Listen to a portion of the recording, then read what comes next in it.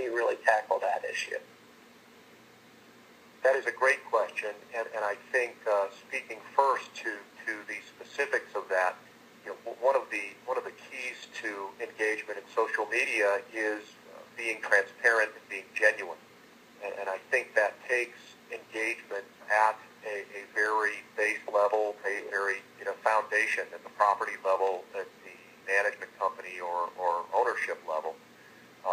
And so I'm not saying that you can't outsource that, but I think it's a challenging thing to outsource because, again, it's all about engagement.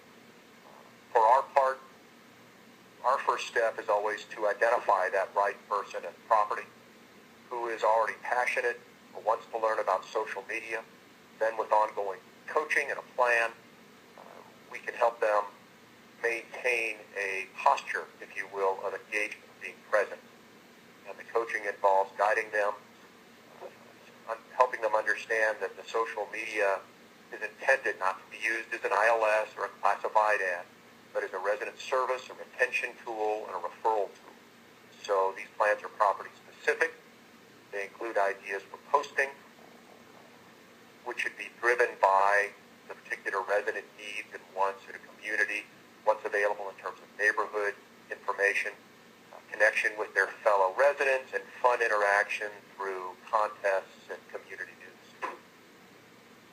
Right, and I know, Joe, at Sunrise Management, I know that you do just that, and I know we've talked in the past about some of those interactions, specifically on Facebook, and I think this speaks to the earlier question, too, about not being afraid of that negative post. Talk a little bit, we talked about an experience you had where the water was shut off suddenly at your community, and you had to deal with that over social media. What happened there? Well, piggybacking on Virginia's observation, she's so right.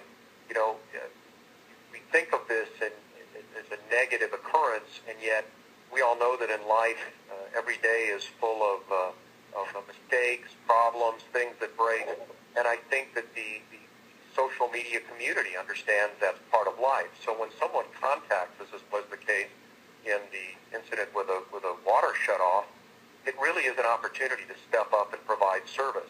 There are going to be occasions where, as in this case, water shut off, this particular resident wasn't aware of the shutoff, and it gives us an opportunity to A, apologize, and B, make sure that we're taking care of them in front of an audience of other residents and prospective residents. And that really is, in my view, and in a microcosm, the value of a social media engagement. Even a complaint is an opportunity. We're going to get complaints.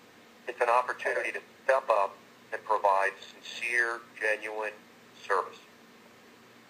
There you go. So be responsive and again, engage. Definitely one of the themes that we're getting out of this conversation today. Here's a good question